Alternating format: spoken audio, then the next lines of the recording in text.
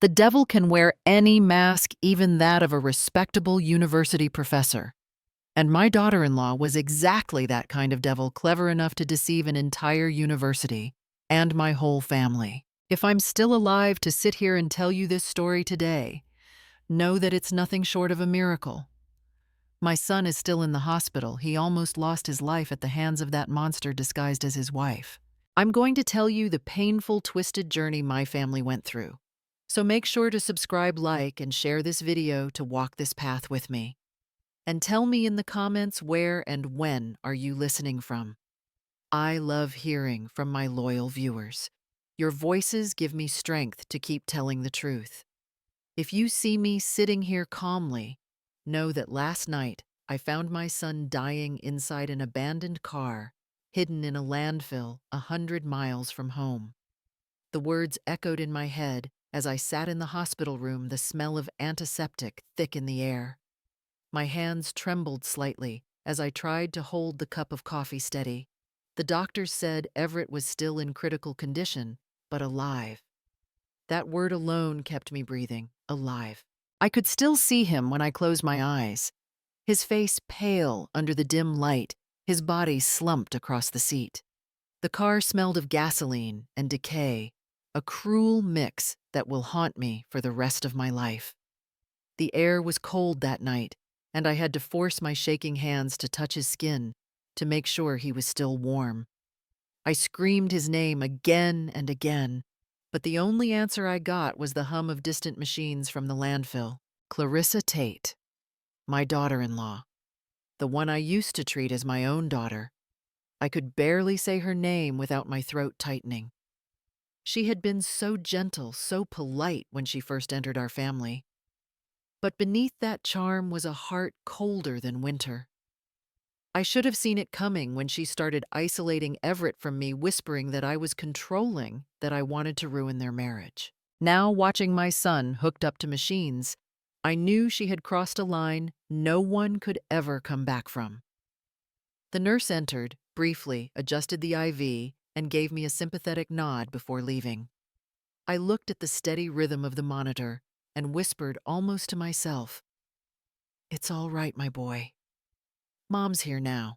Then I reached into my purse, pulled out my phone, and dialed the number I had been saving for months. My voice was steady when he answered. "Finn Matthews. It's time to activate the plan we talked about." He didn't ask questions. He only said one thing before hanging up. "Understood, Lydia." I placed the phone down and looked out the hospital window, where dawn was breaking over the city skyline. Clarissa thought she had buried her secrets with my son. She had no idea that I had already begun digging long before she made her move.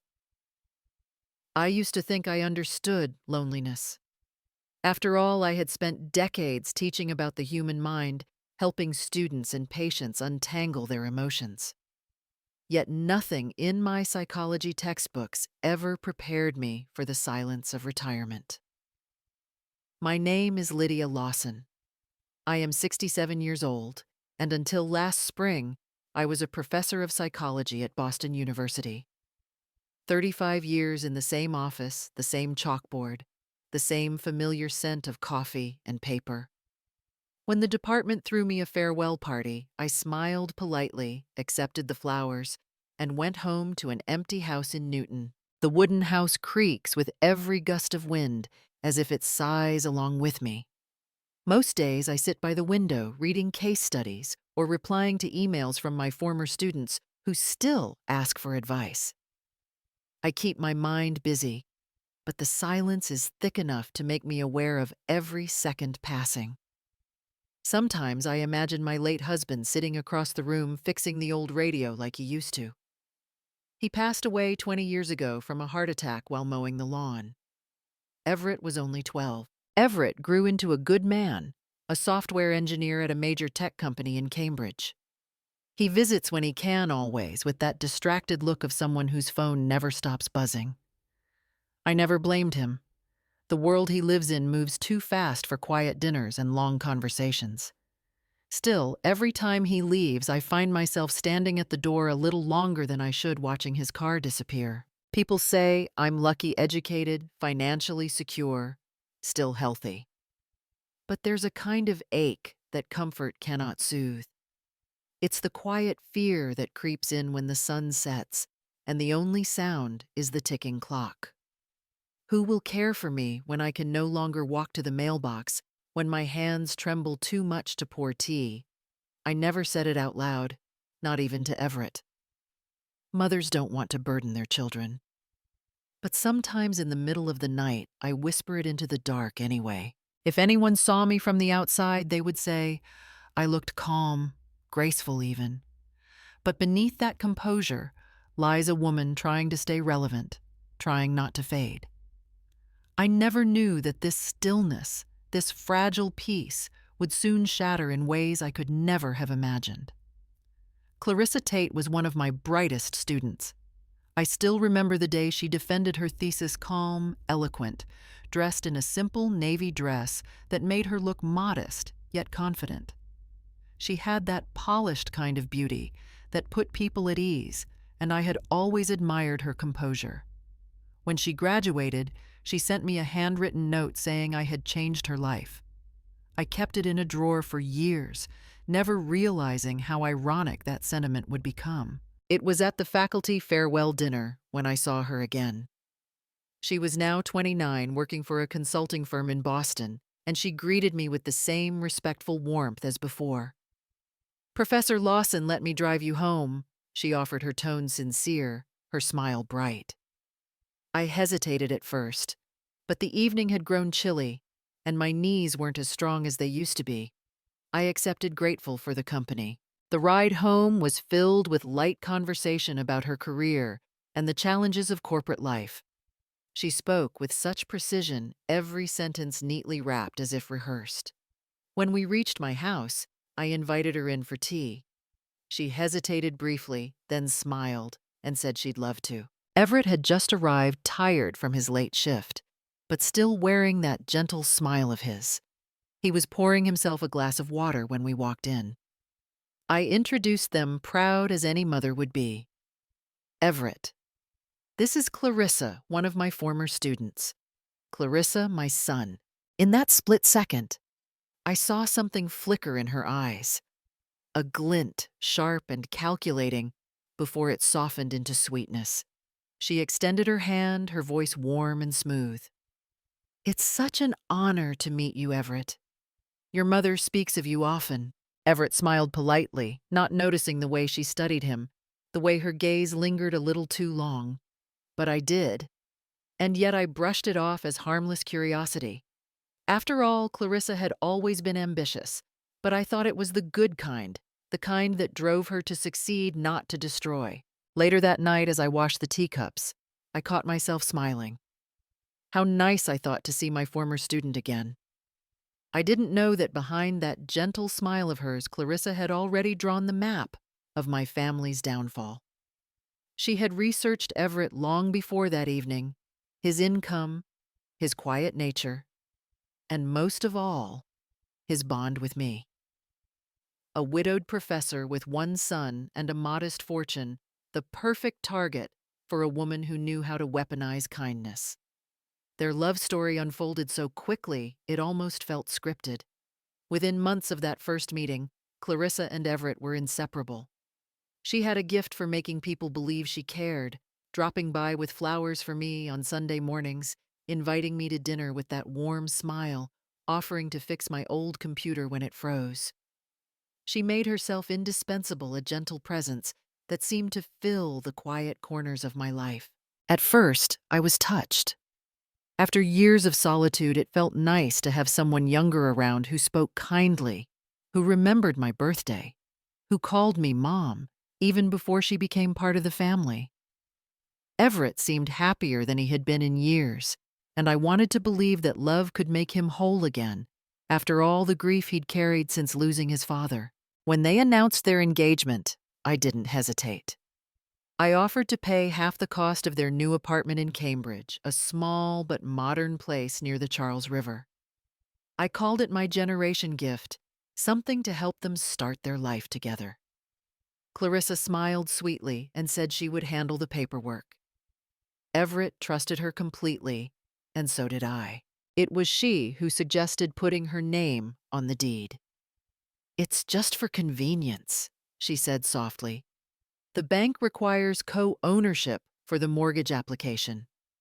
She spoke with such calm logic that it sounded perfectly reasonable. I remember signing the last page and feeling a quiet sense of pride. My son was starting his own family. That night, Clarissa hugged me and whispered, "Thank you for trusting me." I didn't realize how heavy those words would become later. The wedding was intimate but elegant. Soft lights, classical music, and guests from both sides complimenting Clarissa for her grace and intelligence. "She's a gem," Lydia, one colleague, told me. "You raised a lucky son." I smiled and nodded, wanting to believe every word. For the first time in years, I felt at peace, as if everything I had sacrificed had finally led to this moment. But even that night, while watching Clarissa glide across the dance floor, I noticed something: the way she looked at Everett when she thought no one was watching. It wasn't love I saw, but calculation. A flicker of control masked as affection. I brushed it aside, convincing myself it was nothing. I had no idea that in signing those papers, I had just handed her the first legal key to our family's undoing. At first, Clarissa made everything look perfect. She was the kind of daughter-in-law most mothers dream of: attentive, polite, and always smiling. Every evening she called me just to ask how my day was. Sometimes she sent photos of dinner plates captioned "family meals made with love." Everett looked content, maybe even proud. I wanted to believe it was real. But slowly, I began to notice the small things, the things most people would overlook. Every financial matter, no matter how minor, went through her. Everett's credit card, once separate, was now linked to a shared account for convenience, as Clarissa put it. She managed the bills, the savings, the mortgage payments, even the holiday tickets.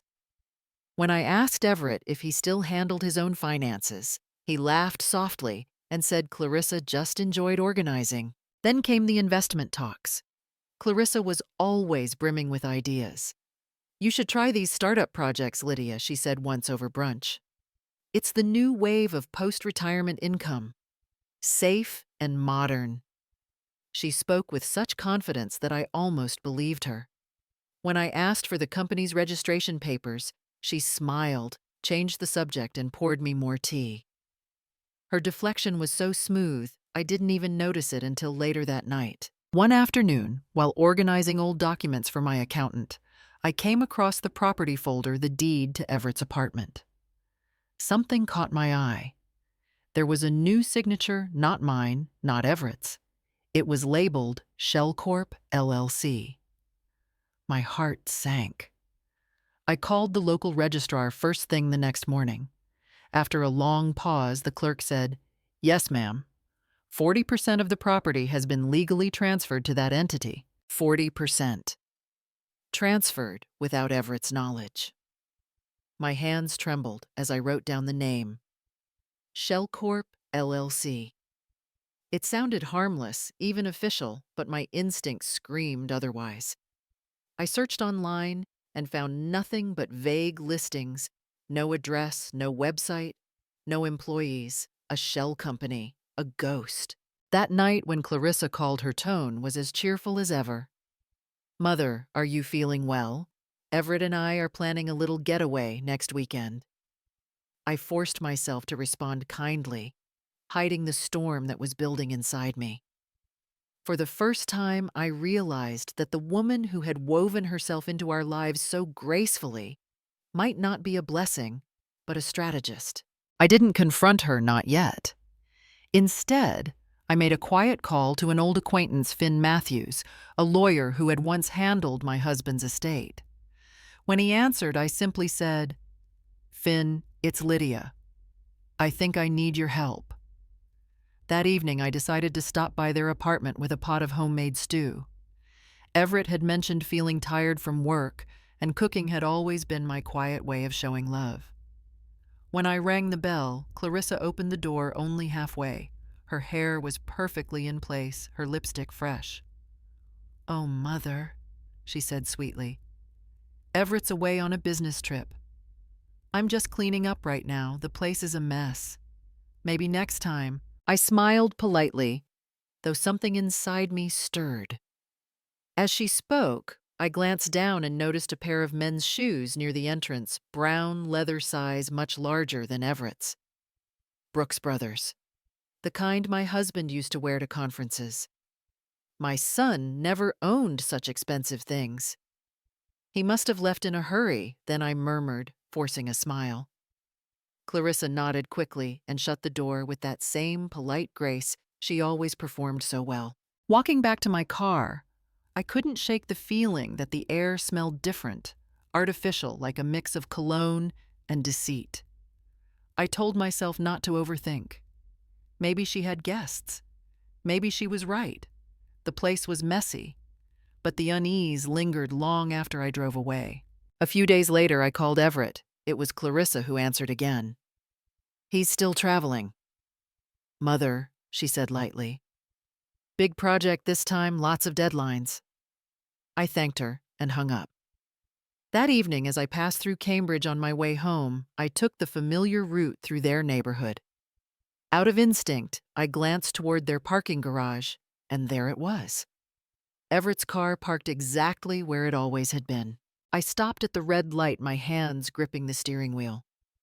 My heart beat faster, not from anger, but from something deeper, dread mixed with knowing. My son wasn't away. He was there. And Clarissa had lied. Back home, I opened my journal, the same one I'd been keeping since my husband's death. The paper smelled faintly of lavender, the ink shaky but steady enough to hold the truth. I couldn't yet speak aloud. I wrote, "If a woman's intuition is a survival instinct, then a mother's intuition is the voice of God.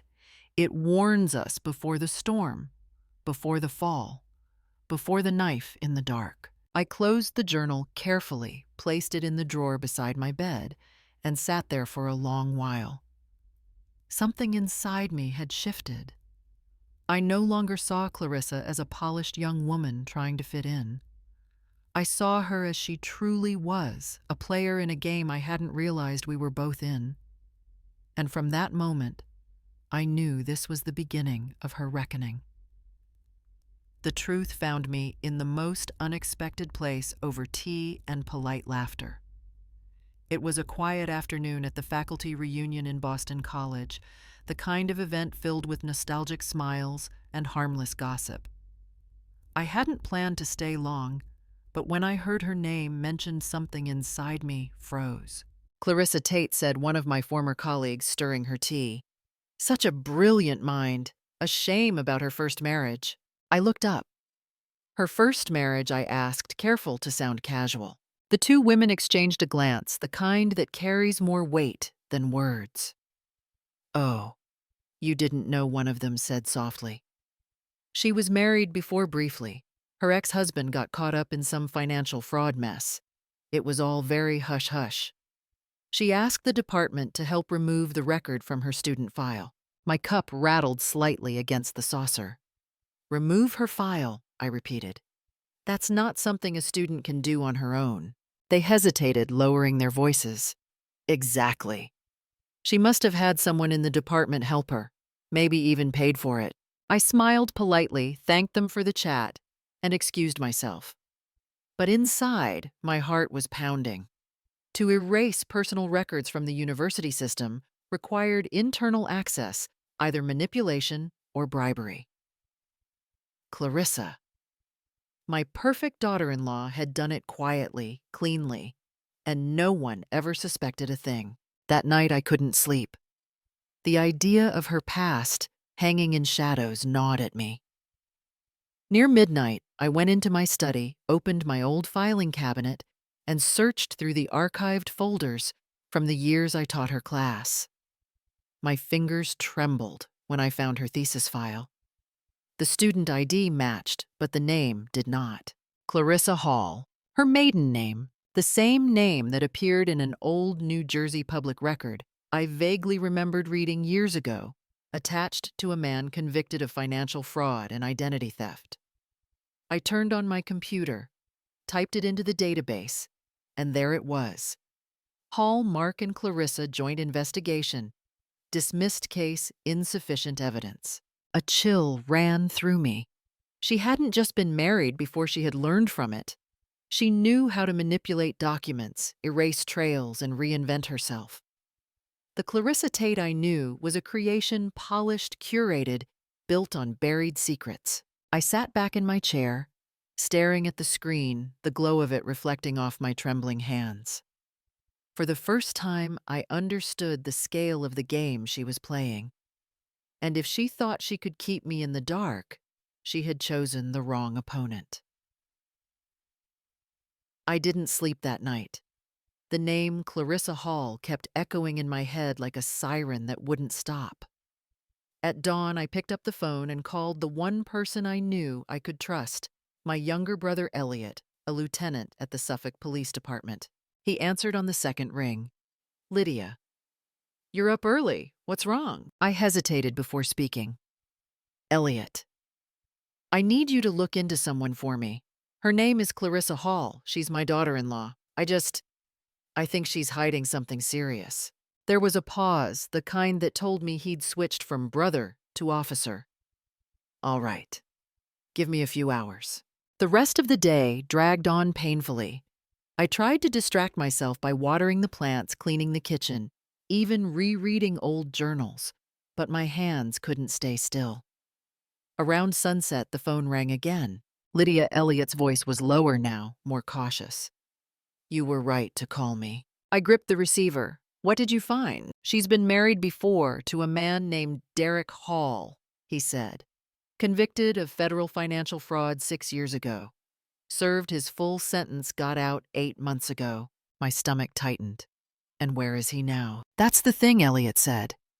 "His current address is listed as unknown. But here's what's interesting. I found regular bank transfers from your daughter-in-law's account to one under his name. Not huge sums, but consistent. Monthly." I felt my knees weaken. "She's been paying him. Looks that way." "And Lydia?" His tone changed again, more grave. "If you're going to dig into this, you have to do it quietly. My gut tells me this isn't just about your son's marriage. There's a network here, money laundering, maybe even organized fraud. If she's involved, you're touching something much bigger than you think." The room felt colder suddenly. I looked out the window, the streetlights had come on, and snow was beginning to fall. My reflection in the glass looked older, sharper, a woman realizing she'd been living next to a storm disguised as calm. "Thank you, Elliot," I said softly. "Don't worry, I'll be careful." After hanging up, I sat down at my desk, opened my journal, and wrote a single line. Clarissa Tate isn't just a liar. She's part of a machine, and machines can be dismantled. I didn't know then that this would mark the start of a dangerous game, one where truth could destroy lives, but silence would destroy mine. I didn't rush to the police. I knew better than that. People like Clarissa thrived on chaos, and I had no intention of giving her the satisfaction of watching me lose control. Instead, I hired a private investigator, Marvin Klein, a retired state officer from Maine, who specialized in marital and financial fraud. He was quiet, efficient, and most importantly, discreet. "Give me 2 weeks, he said during our first meeting at a cafe near Kenmore Square. "If she's hiding something, I'll find it." 2 weeks felt like 2 years. Every night, I sat in my study pretending to read, though my mind wandered to the dark places of what I might soon discover. When the call finally came, Marvin's tone was calm but certain. "Mrs. Lawson, you should see this in person." He handed me a small USB drive inside a plain envelope. Back home, I plugged it into my laptop. The footage began with shaky movement, a dimly lit hallway, the number 4B glowing faintly on the apartment door. Then the door opened. Clarissa stepped out, her hair loose, laughter soft and practiced. Behind her was a man I didn't recognize at first, tall, broad-shouldered. Then he turned his head and I froze. Derek Hall, her ex-husband. They walked hand in hand down the hallway, whispering, laughing, comfortable, familiar. Not a chance meeting. Not business. Intimacy. Betrayal dressed in elegance. I paused the video and stared at Clarissa's smile. It was the same smile she used when she hugged me at family dinners. The next day, Marvin sent a second file, this one from the garage camera. The image was clearer. Clarissa stood beside Derek's car, looking around before slipping him a thick envelope. Her voice, caught perfectly by the hidden microphone, was calm and deliberate. "Enough to keep you out of sight for a few more months," she said. My chest tightened. I felt both fury and sorrow, not for myself, but for Everett, for the son who believed he had found love. The evidence was damning: adultery, financial exploitation, even potential fraud. In Massachusetts, it was enough to destroy her legally, but I didn't move. Not yet. I closed the laptop and sat still, letting the weight of it sink in. My training as a psychologist had taught me that true power isn't in reaction, it's in restraint. If I acted now, I'd only corner her. But if I waited, I could expose everything: the affair, the money trail, the deceit. That night, I wrote in my journal, "She believes she's the hunter. She doesn't realize I've been studying predators all my life." When the truth becomes too big to carry alone, you learn to share it with someone who understands both justice and strategy. For me, that person was Finn Matthews, my former colleague from the university, now a civil attorney known for exposing marital financial fraud. I called him one morning, my voice calm but firm. "Finn, I think my daughter-in-law is setting up something dangerous. I need your help." He met me that afternoon in his office overlooking Beacon Street. He looked older, grayer around the temples, but his mind was still sharp as ever. After listening to everything, the false accounts, the secret transfers, the video, he leaned back in his chair and exhaled slowly. "Lydia, you're not dealing with a naive gold digger. You're dealing with a professional manipulator. We have to play her game smarter than she plays yours." He outlined a plan that was both brilliant and unnerving. "First, we gather financial evidence, quietly. You'll need access to bank statements, insurance contracts, and any document with Everett's or Clarissa's name on it, especially the beneficiaries." "I can do that," I said. "Good," he replied. "Then we'll stage something, a will meeting. You'll pretend you're drafting a new estate plan, invite them both over. Observe how she reacts, every expression, every word. Manipulators often reveal themselves when they think they're about to win." Over the next few days, I followed his instructions. I visited Everett's bank under the pretext of verifying my own savings and quietly requested copies of the joint account summaries. I checked the insurance company's correspondence in the mail that came to my address by mistake. Every piece of paper, every line item, painted a clearer picture of deceit. Then Finn called one evening. I had one of my contacts at an insurance firm look into something he said.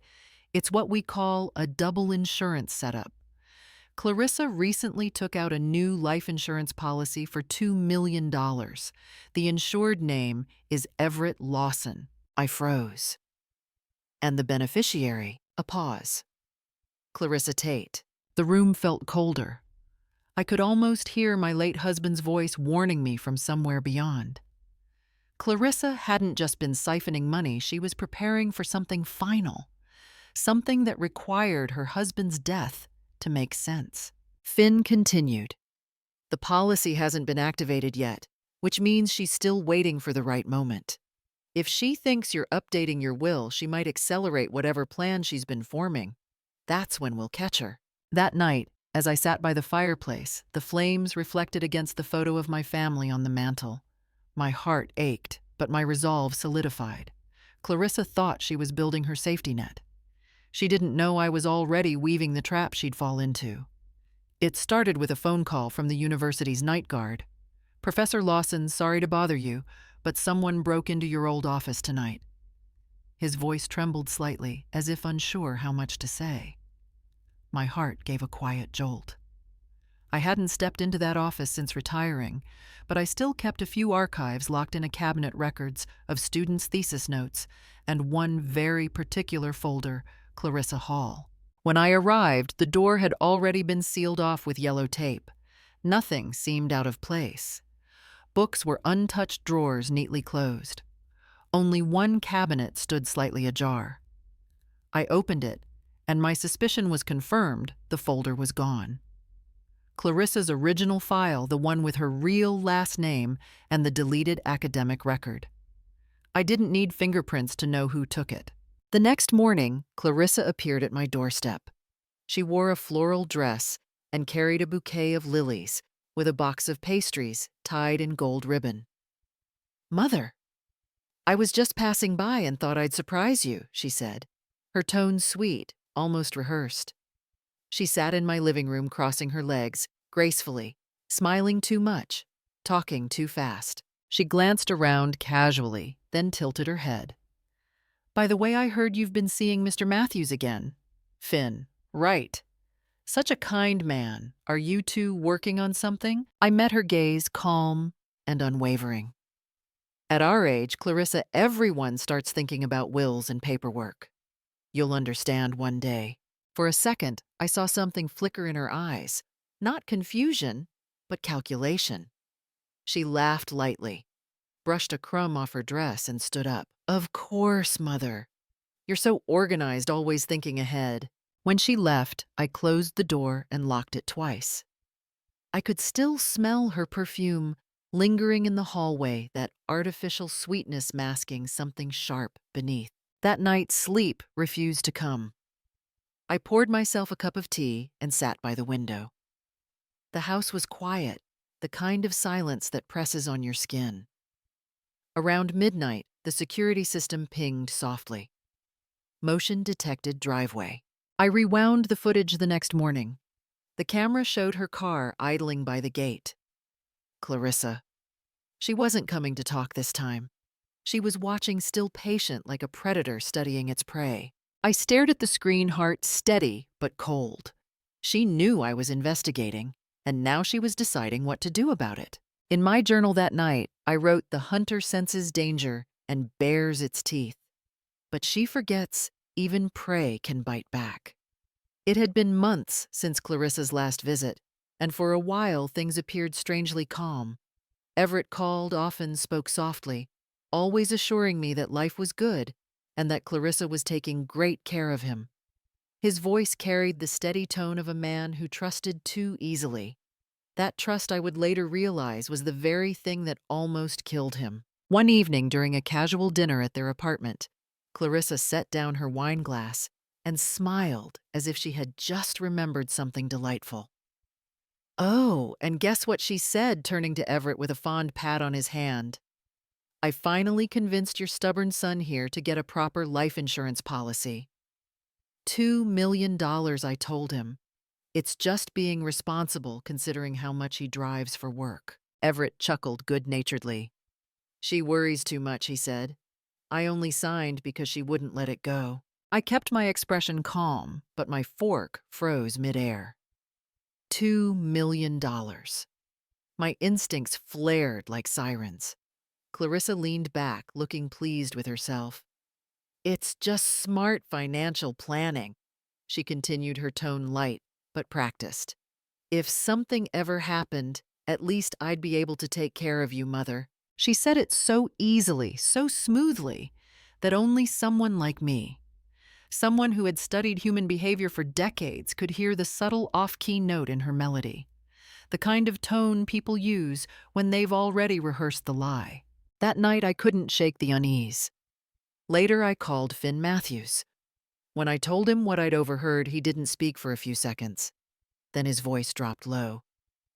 "Lydia, if she pushed him to sign that kind of policy, and she's the sole beneficiary, that's not protection. That's preparation." "What do you mean?" I asked, though I already knew. "It's a legal setup," Finn said. "If she were planning anything malicious, that document makes everything look legitimate." Should something happen to Everett, it would look like a tragic accident. She'd collect the payout with full legal backing. I sat there, the phone pressed to my ear, watching the shadows flicker across my living room wall. Clarissa had found a way to turn the law into her weapon, to twist the concept of security into a motive for murder. "Finn," I whispered, "what do we do now?" His reply was quiet, deliberate. "We wait. We watch. And we make sure she doesn't get to activate that policy." That night, as I wrote in my journal, one sentence came to mind. Evil doesn't always need a gun or poison. Sometimes it only needs a signature. It was one of those nights when the cold felt alive, sharp, deliberate, creeping through every crack of the city. November in Boston had always carried that kind of chill, the kind that made you hurry home and wrap yourself in warmth. Everett came home late that night, exhausted from another endless day at the firm. Clarissa greeted him at the door with a smile so gentle it could disarm a soldier. "You look tired," she said softly. "Sit down. I'll fix you something to relax." He smiled faintly, grateful, unaware that trust could sometimes be fatal. Clarissa poured him a glass of red wine, swirling it delicately before handing it over. "Zinfandel," she said. "Your favorite." What she didn't mention was the crushed tablet dissolving silently at the bottom, zolpidem, a sedative she had borrowed from a friend's prescription. Minutes later, Everett's eyes grew heavy. "I think I need to lie down," he murmured. She caught his arm, helping him to the couch, her movements tender but calculated. Within moments, he slipped into unconsciousness. Clarissa stood over him, staring, her breathing steady. Then she pulled out her phone and dialed a number she had memorized long ago. "It's time," she said simply. An hour later, Derek Hall arrived, the ghost from her past, now her accomplice. They loaded Everett into his own car, Clarissa wiping the doorknobs and seat handles with a handkerchief soaked in rubbing alcohol. Every detail rehearsed, every trace accounted for. They drove through the night toward Quincy Landfill, nearly 100 miles south. Clarissa sat behind the wheel, her eyes fixed on the road, her gloved hands steady. In the trunk, a gas canister, a lighter, and a floral handkerchief, the same kind she always carried, waited for their final act. The plan was simple: stage a car accident, set it ablaze, and vanish before dawn. But perfection has a way of betraying itself. At 1:42 a.m., the toll booth camera on I-93 captured Everett's car passing through, only the driver's silhouette visible. The hair, the build, the poise behind the wheel were unmistakably hers. Clarissa never noticed. Her obsession with control made her blind to the one thing she couldn't manipulate: surveillance. By dawn, she left the car deep within the landfill, the air thick with gasoline. She watched the flames flicker in the distance, convinced her secret was safe. But the fire didn't erase everything. It never does. What she didn't know was that the same camera she relied on to calculate her timing had already written her confession, frame by frame. The phone rang like a bell I could not ignore, and when Marvin Klein said he was watching a car at the landfill, my stomach dropped as if someone had punched me. He described smoke and movement, two figures near the vehicle, and he used the words that turned my blood to ice, saying that he believed my son was inside. I nearly dropped the phone, but training and some stubbornness kept my hands steady. I flipped open the Find My iPhone app that Everett had once set up for me, and the little blue dot flickered like a weak heartbeat. It was somewhere near Quincy Landfill, the signal shaky but real. Panic could have been my first honest reaction, but I did not let it take me.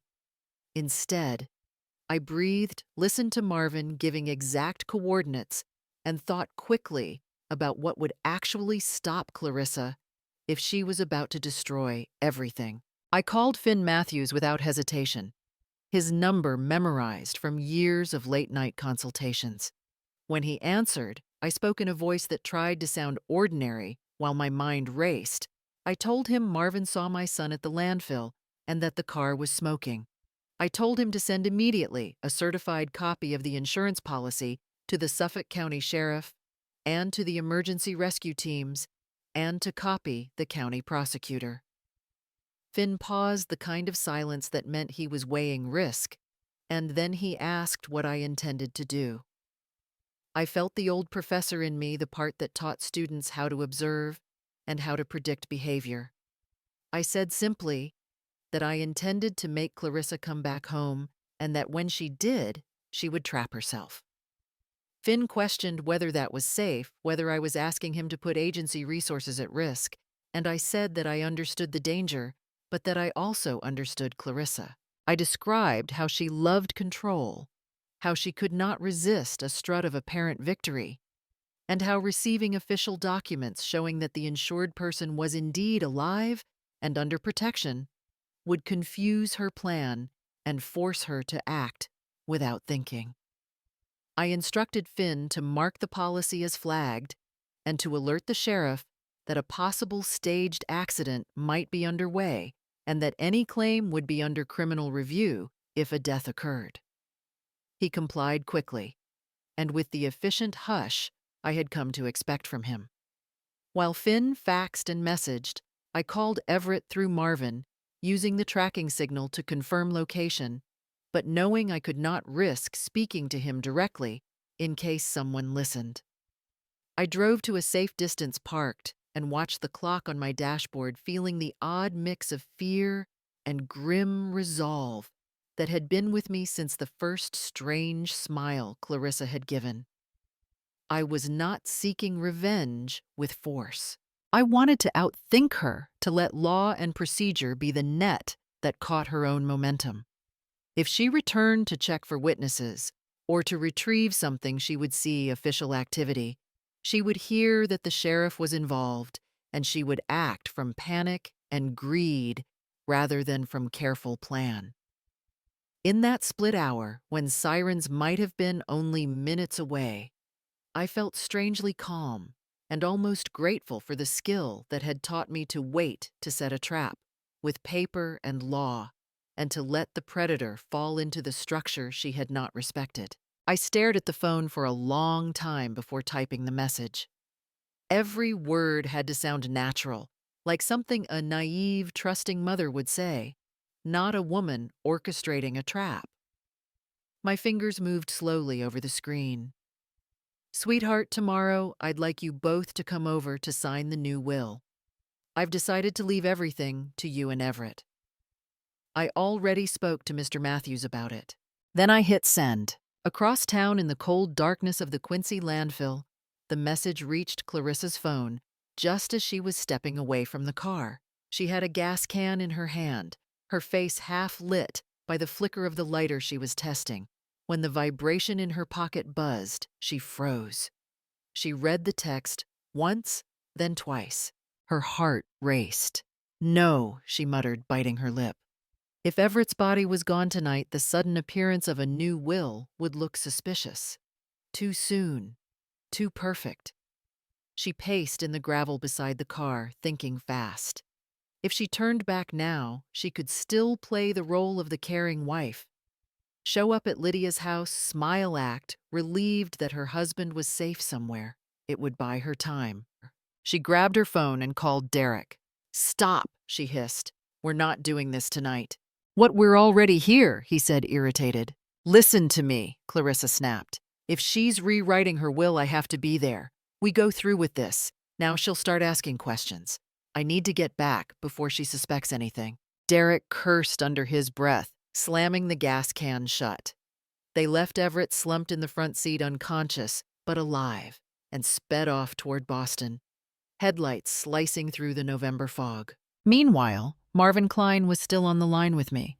I could hear the urgency in his breathing. "Mrs. Lawson, I'm calling in local rescue now. They're 20 minutes out."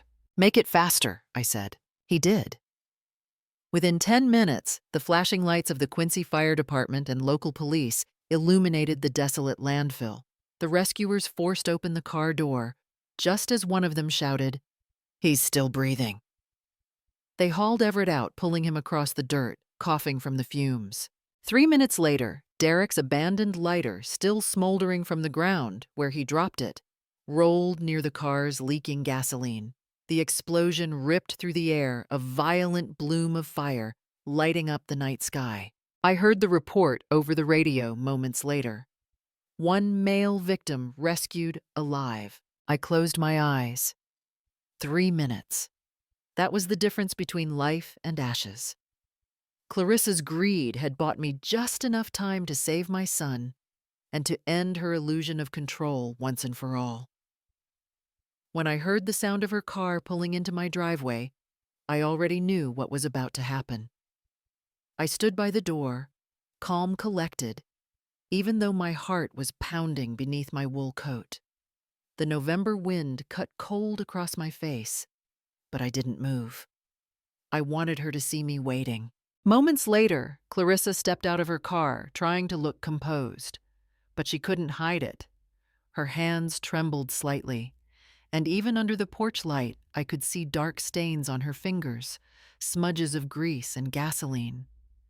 She forced a smile, that same practiced sweetness that once fooled everyone, and called out, "Mother, I came as soon as I got your message." I smiled back, steady and polite. "I'm so glad you came, dear," I said softly. We were just about to start signing the will. She blinked confused for a fraction of a second, and then she saw the two men standing beside me. Plainclothes officers, quiet but alert. Her eyes darted between them, and I watched that tiny crack appear in her mask. She hesitated, but pride wouldn't let her back down. "Of course," she said lightly, taking a step forward. That was when one of the officers reached into his coat, flashed his badge, and said clearly, "Clarissa Tate, you are under arrest for attempted murder in the first degree and insurance fraud." For a moment, she didn't breathe. "What are you talking about?" she demanded, her voice trembling. But the officer continued calmly reading her rights. The Miranda warning I had heard 1,000 times in my brother Elliot's stories from the force. When the handcuffs clicked around her wrists, I didn't feel joy. I felt something deeper release, the kind that comes only after months of knowing, waiting, planning. Clarissa turned to me, desperate, her voice cracking. You set me up." I looked at her, not cruelly, but with a quiet truth that no courtroom could match. "No, Clarissa," I said. "You set yourself up. I just let the truth catch up with you."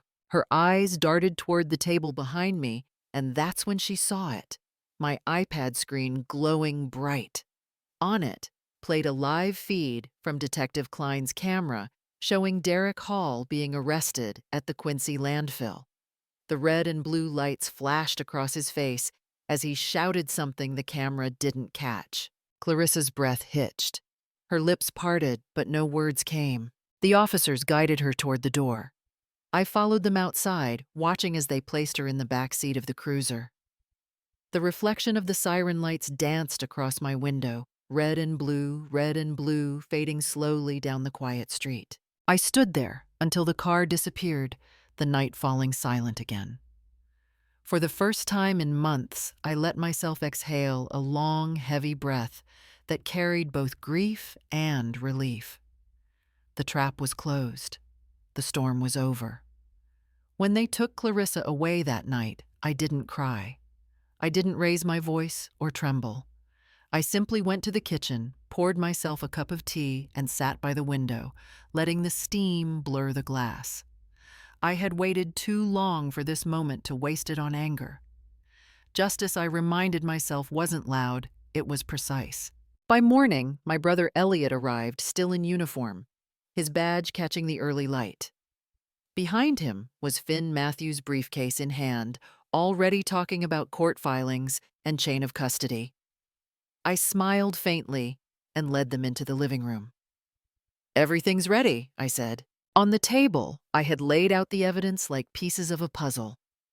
Finally complete copies of the insurance contract, Clarissa's forged signatures, the toll booth camera footage, her bank statements showing transfers to Derek Hall, and the legal ownership papers linking her to Shell Corp. LLC. Elliot scanned the documents, his jaw tightening. "You did half my job for me," he muttered. Finn leaned forward, reading the insurance clause aloud. $2 million sole beneficiary Clarissa Tate. The policy was filed under the same date as the fraudulent property transfer. He looked up at me. "You understand what this means, right? This isn't just attempted murder. It's premeditated fraud on a federal level." I nodded.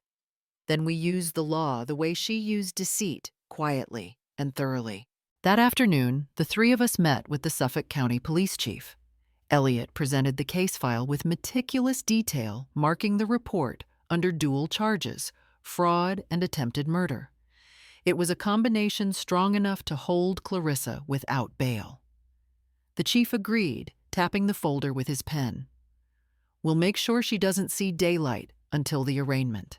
Meanwhile, Finn prepared a separate motion, an asset disclosure request, to the federal court.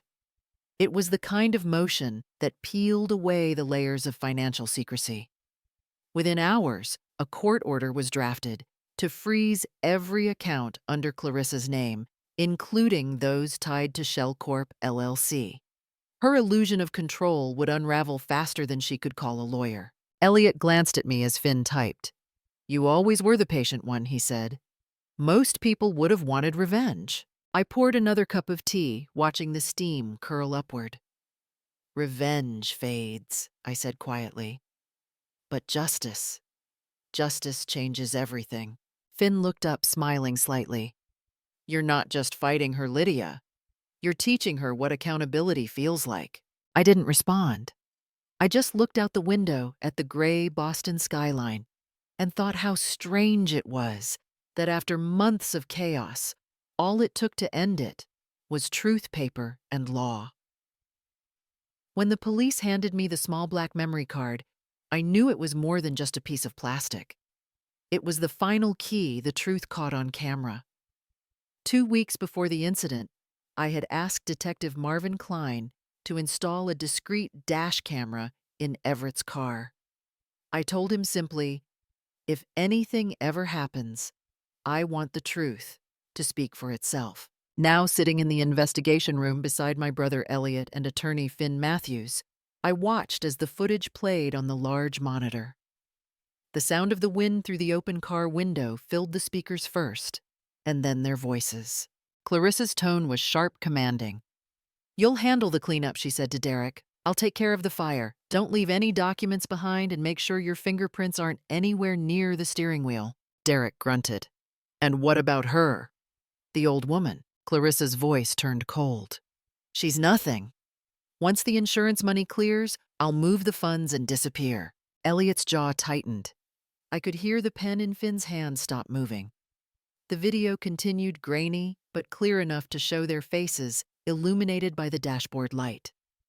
Near the end, Clarissa leaned closer to the camera, not realizing it was there, and smirked. "After the car burns, the insurance money will be mine." That single sentence hung in the room like a knife suspended in air. I felt my chest tighten, not from surprise, but from the chilling confirmation of what I already knew. Finn turned to the detective in charge. "We need to preserve this immediately. No duplication, no edits." Then he opened his briefcase and pulled out a form I had seen him prepare days earlier, chain of custody documentation. In the U.S., evidence like this is only admissible if its custody is unbroken, every transfer logged, every handler identified. Finn knew that better than anyone. He filled out the document meticulously, noting the time, the source, the officers present, and the serial number of the drive. He signed, Elliot signed, and finally, I did too. "This," Finn said, sliding the paper into a sealed envelope, "is what will bury her in court. Not vengeance. Procedure." He forwarded the video directly to the district attorney's office with the formal certification attached. The DA's response was immediate, a federal review order for fraudulent intent and attempted homicide, the kind of dual charge that meant Clarissa would never walk away on a technicality. I watched the playback once more before the officers locked it away in evidence storage. Clarissa's face filled the screen, confident, cruel, completely unaware She had confessed to her own downfall. For the first time, I allowed myself a small smile. The law was slow, but it was exact. And it always arrived like dawn after a storm. When the forensic team finished examining Clarissa's phone and laptop, the truth spilled out faster than anyone expected.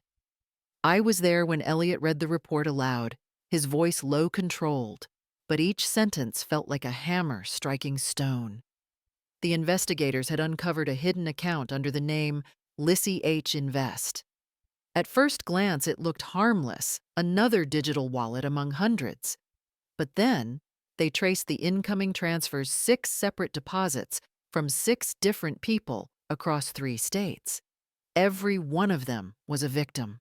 Finn and I sat side by side as Elliot scrolled through the data. "Look at this," he said, pointing at one entry.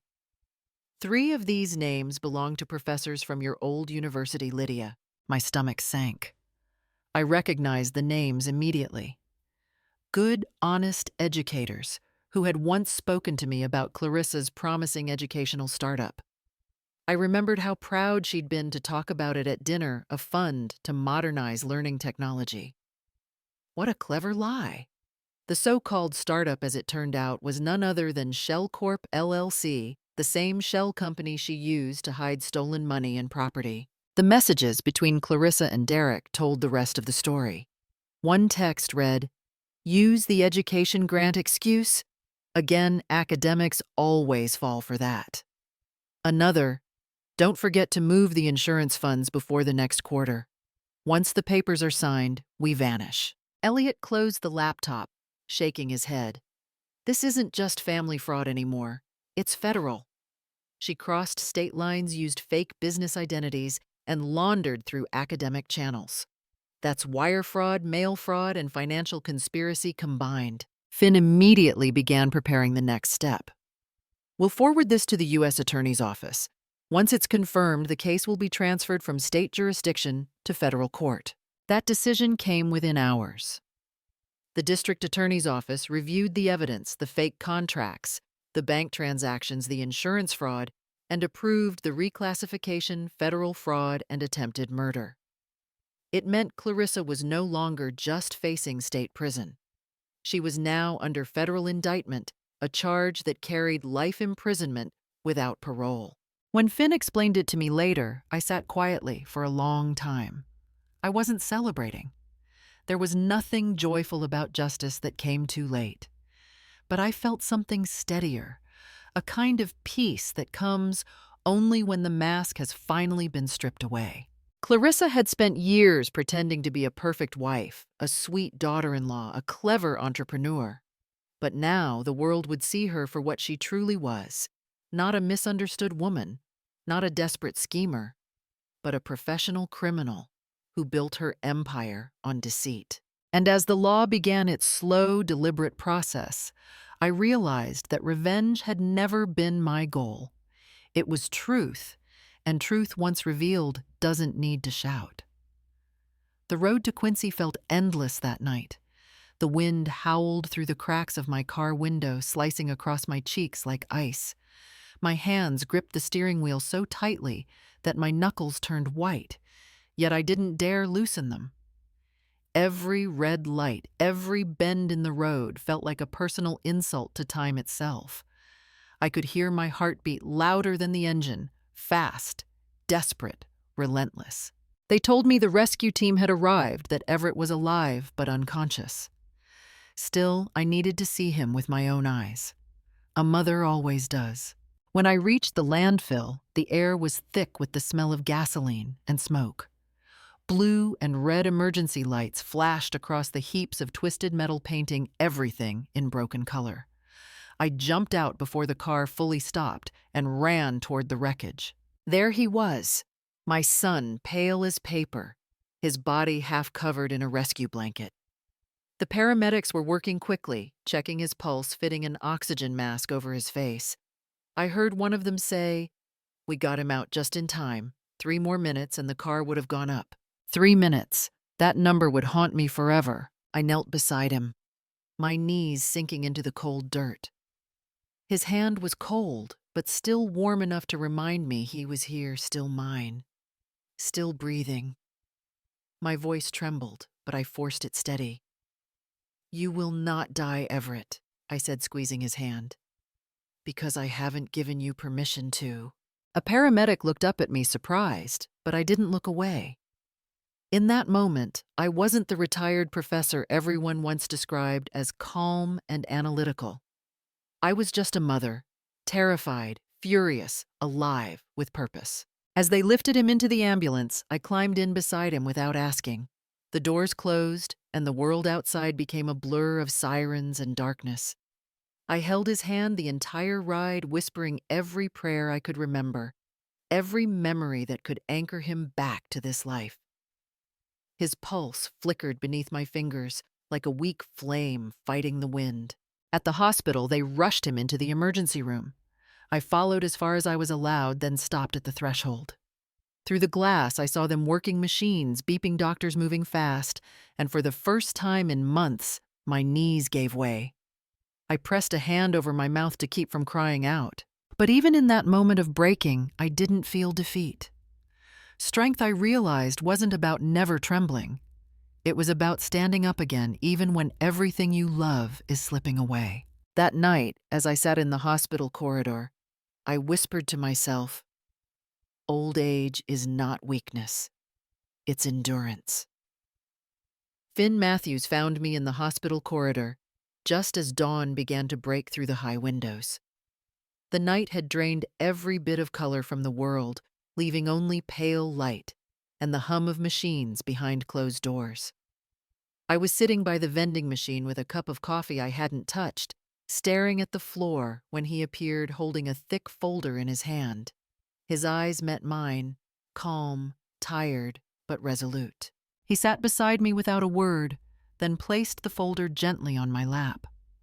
"The preliminary investigation is complete," he said quietly. "Clarissa has been formally charged with 4 counts: first-degree attempted murder, insurance fraud, federal conspiracy to defraud, and money laundering." I didn't say anything. The words fell heavy in the space between us, echoing louder than the footsteps down the hall. Finn rubbed his temple, exhaling. "If we're lucky," he said, "she'll never see sunlight again." I turned to him, then meeting his gaze. "Not luck, Finn," I said softly. "Justice." He nodded once, and for a long moment, we just sat there, 2 people who had seen too much of the world's cruelty, but still believed in balance. Through the glass door of the ICU, I could see Everett, pale but breathing. Tubes ran from his arm machines, whispered around him, and yet he looked peaceful. My boy, who had trusted too easily, now caught between 2 worlds. I stood and placed a hand on the glass, as if my touch could travel through it. My voice was barely a whisper. "You're safe now, my son. The storm has passed." Finn remained seated, flipping through the folder one last time before closing it. "You know," he said quietly, "I've seen hundreds of cases like this, but rarely do they end this cleanly. Every piece of evidence, every statement, you built this case before anyone realized it existed." I gave a faint smile. "I didn't build it, Finn. I just followed the truth. It was always there." At that moment, my brother Elliot approached his phone, still pressed to his ear. His expression grim but steady. He ended the call and looked straight at me. "Derek Hall confessed," he said. "He confirmed Clarissa planned everything: the insurance, the fire, the forged accounts. And there's more. Another victim, a woman who disappeared 2 years ago. They found her name in Clarissa's emails." For a second, I had to sit back down.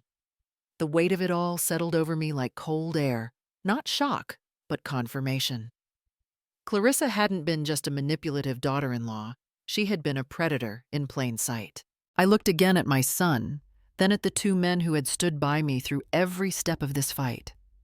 "Then let the truth finish what we started," I said quietly. "Let it speak for those who never had the chance." Outside, the morning light grew stronger. For the first time in months, it didn't feel cruel. It felt like justice had finally found its way home. The courtroom that morning felt less like a hall of law and more like a theater of truth. A week had passed since Clarissa's arrest, and every seat in the Suffolk County Courthouse was filled. Journalists scribbled in their notebooks, cameras clicked quietly, and behind them, I saw familiar faces, former students of mine, old colleagues, even faculty members from the university where Clarissa once studied. They were all here to witness the reckoning. When the bailiff called my name, I walked in slowly, wearing a simple gray dress. No jewelry, no makeup, just my old leather briefcase, the one I had carried for over 30 years as a professor. It was all I needed. I had learned long ago that power did not come from appearances, but from calm. Across the aisle sat Clarissa Tate, once my brightest student, now accused of crimes that made the headlines across Boston. She wore a white blouse, her hair tied neatly, her eyes red from the tears she had learned to summon so well. When the judge entered, she clutched her tissue and whispered to the court, her voice trembling just enough to sound convincing. I didn't do anything wrong. My husband was depressed. He took his own life. I tried to help him. The room stirred. Some journalists exchanged looks.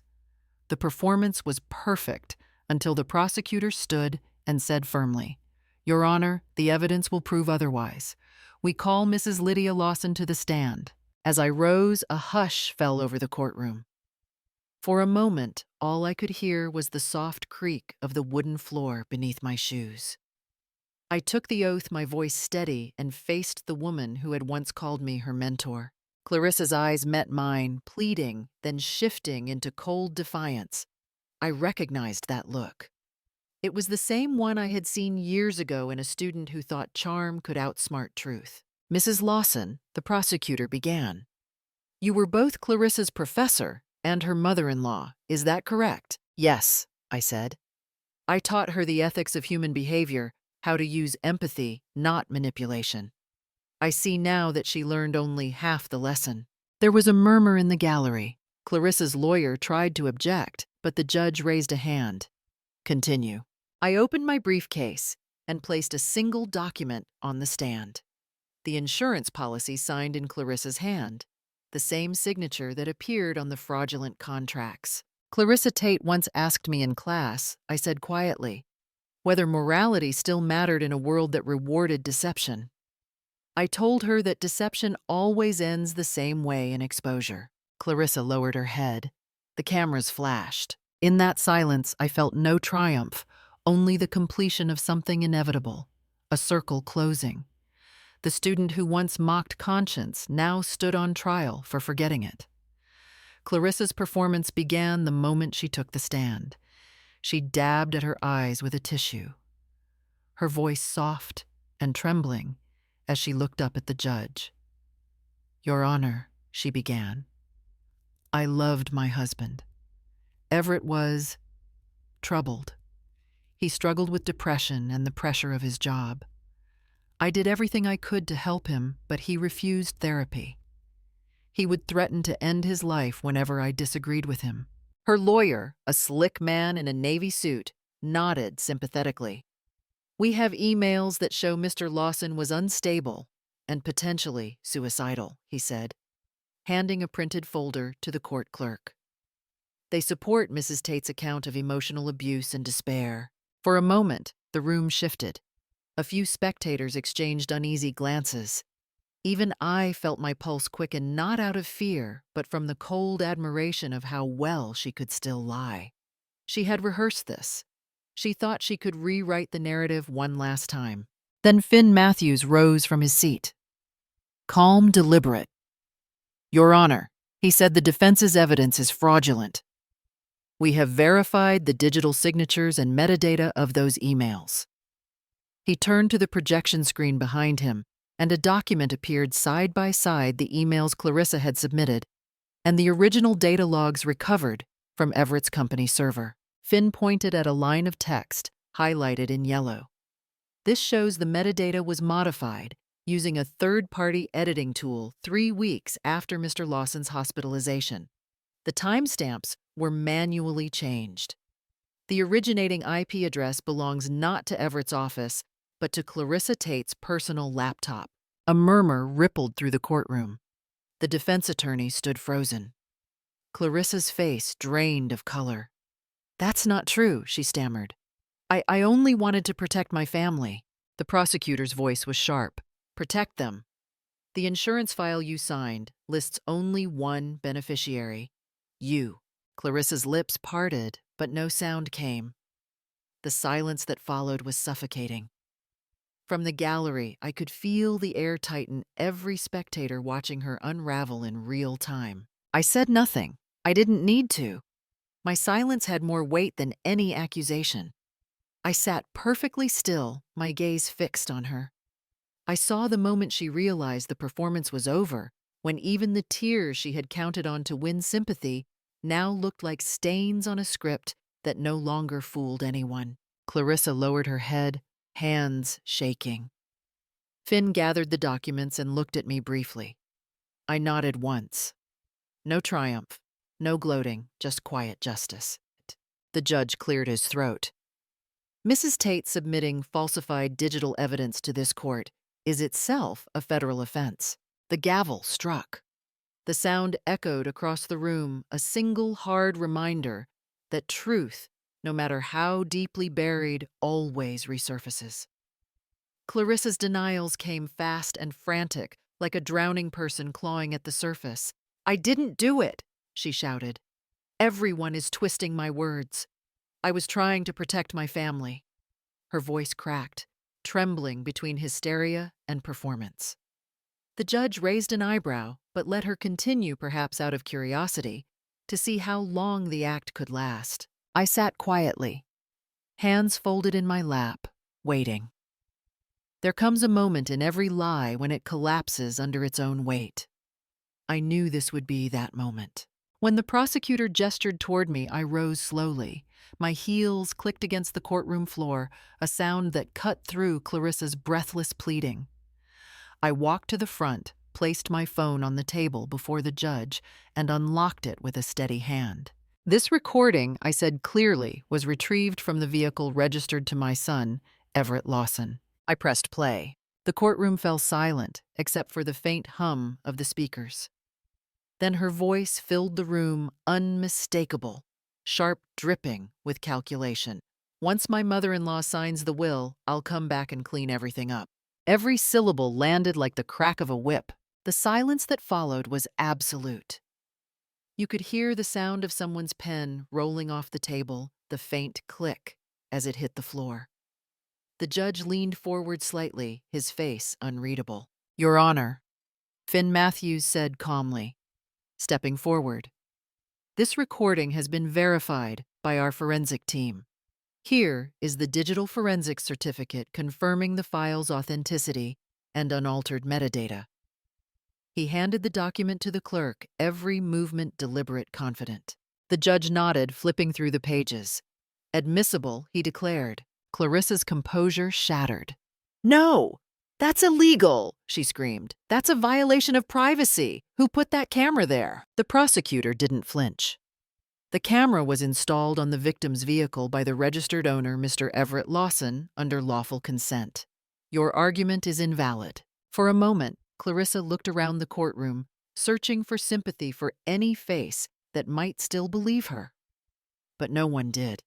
Even her own lawyer stared at the table, defeated. "Order," the judge called, slamming the gavel once. The sound echoed like thunder. Clarissa sank back into her chair, her shoulders trembling, her face pale. I watched her finally understand, not just that she had lost, but how she had lost. Not to anger, not to revenge, but to reason, patience, and truth. I returned to my seat without looking back. Around us, the silence held a kind of reverence, the quiet acknowledgement that intellect, not force, had ended the game. For the first time since that nightmare began, I felt peace. Clarissa's arrogance had built her cage, and her own words had locked it shut. Clarissa's body trembled as the truth settled over her like a storm cloud that would never pass. The color drained from her face, and her hands clutched the edge of the defense table as if holding on could stop the inevitable. But it was too late. Justice once set in motion doesn't pause for tears. Finn Matthews stood slowly, his voice steady, but commanding enough to echo through every corner of the courtroom. Your Honor, under the authority of the United States Federal Court, I am presenting the official arrest warrant for the defendant, Clarissa Tate. He held up a sealed document stamped with the emblem of the Department of Justice. The charges are as follows: attempted murder, insurance fraud, and federal financial conspiracy. The judge gave a solemn nod. Proceed.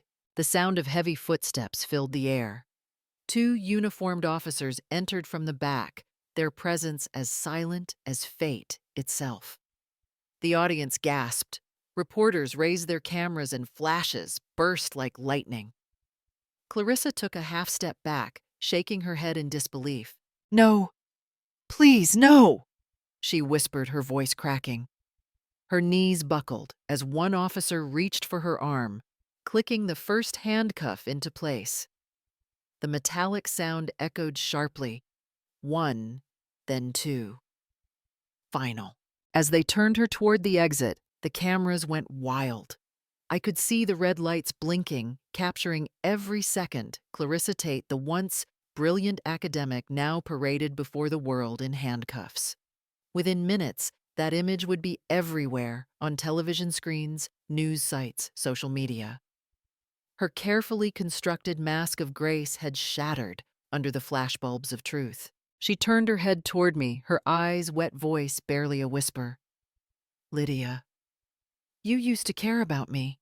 Why?" I looked at her not with anger, but with something colder, sharper.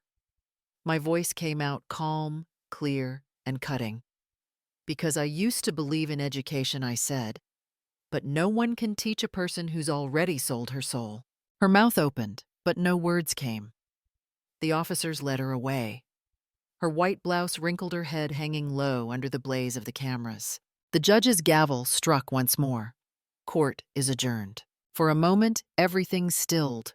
Reporters frozen, mid-note, spectators silent.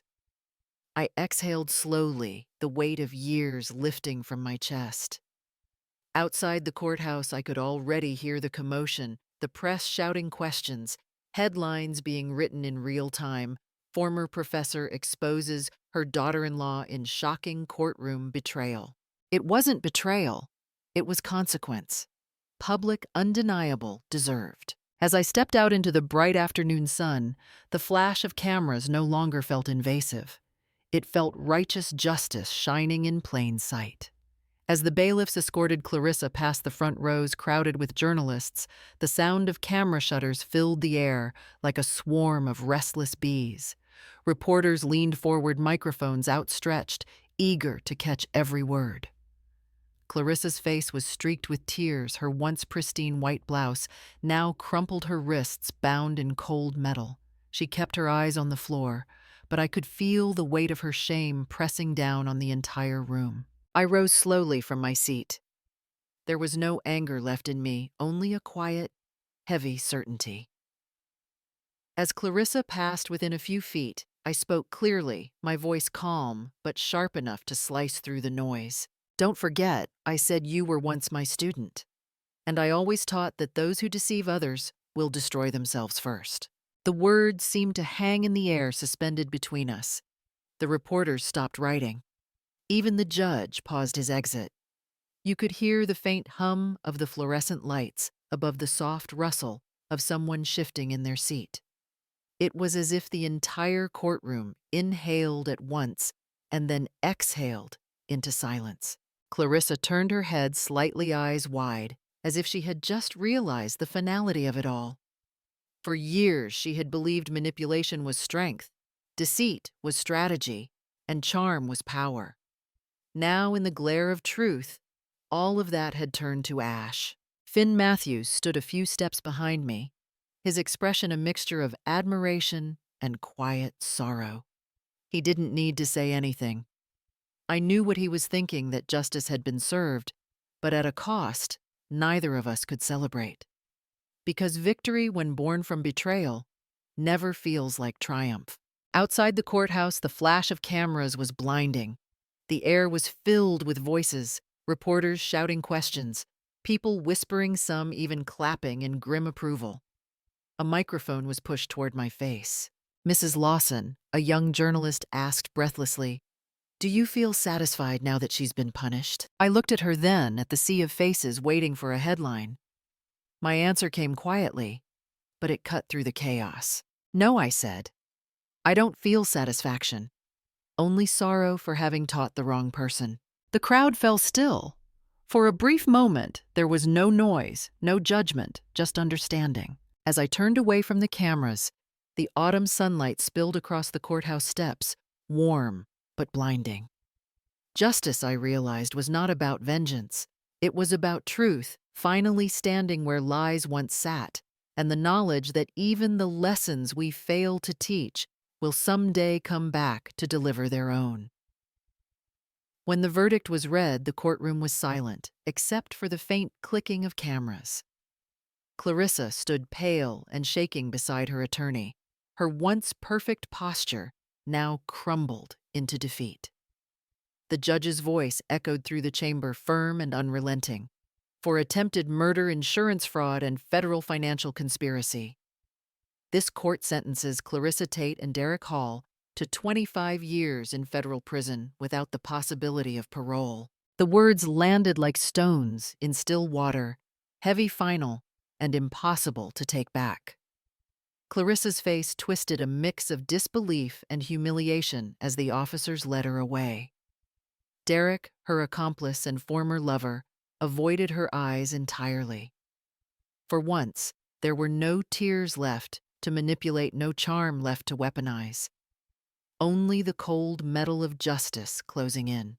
By noon, every news outlet in Massachusetts had the story splashed across its front page. University professor exposes former student woman tried to kill husband for inheritance. Beneath the headline was a photo of me leaving the courthouse, my hand resting on Everett's shoulder. The image went viral overnight, not for fame, but because it told a story older than time itself.